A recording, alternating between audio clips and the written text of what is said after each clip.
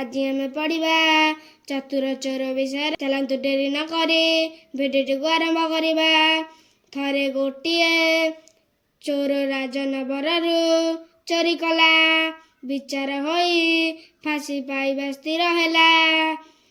ବିଚରା ଚୋର ରକ୍ଷା ପାଇବା ପାଇଁ ଏକ ଉପାୟ ସ୍ଥିର କଲା।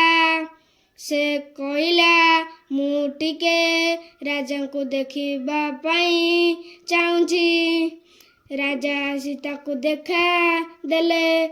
ସେ ରାଜାଙ୍କୁ କହିଲା, ମୁଁ ଫାଶୀ ପାଇବା ପୂର୍ବରୁ ଆପଣଙ୍କୁ ଏକ ଗୁପ୍ତ କଥା କହିବି।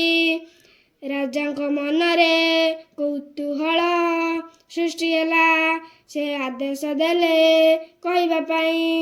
ଚୋରଟି କହିଲା, ଗୋଟିଏ ସୁନା ମୋହର ଲଗାଇଲେ ସୁନାର ଗଛ ହୋଇ ସୁନା ଫଳିବ। ତା କଥା ଶୁଣି ସମସ୍ତେ ହସି ଉଠିଲେ।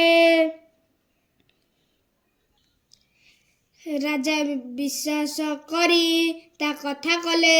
ଚୋର କଥା ଅନୁସାରେ ସମସ୍ତେ ବଗିଚାକୁ ଗଲେ। ଚୋର କହିଲା, ଜଣେ ସାଧୁ ଏଇ ସୁନା ମୋହରଟି ଲଗାଇଲେ ସୁନାର ଗଛ ହୋଇ ସୁନାର ଫଳ ଫଳିବ।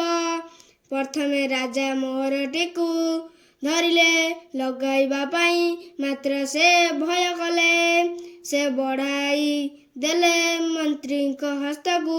ମନ୍ତ୍ରୀ ଭାବିଲେ ତାଙ୍କ ସାଧୁତାରେ ମଧ୍ୟ ସନ୍ଦେହ ଅଛି। ଏମିତି କି ସୁନାର ମୋହର କେହି ଲଗାଇଲେ ନାହିଁ।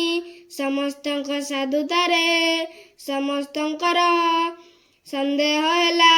ଚୋର କହିଲା, ମହାରାଜା, ଏଠି ସମସ୍ତେ ଫାଶୀ ପାଇବା ଦରକାର, କାରଣ ସାଧୁ ଲୋକ ଜଣେ ହେଲେ ନାହାନ୍ତି।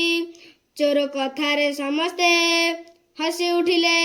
ରାଜା ଚୋରର ଚତୁରତାରେ ଖୁସି ହୋଇ ତାକୁ କ୍ଷମା ଦେଲେ। ଏଥିରୁ ଆମେ କ'ଣ ଶିଖିଲେ? ମନେ ରଖ, ନେଇ ଆଣି ଥୋଇ ପାରିଲେ ଚୋରି ବିଦ୍ୟା ଭଲ।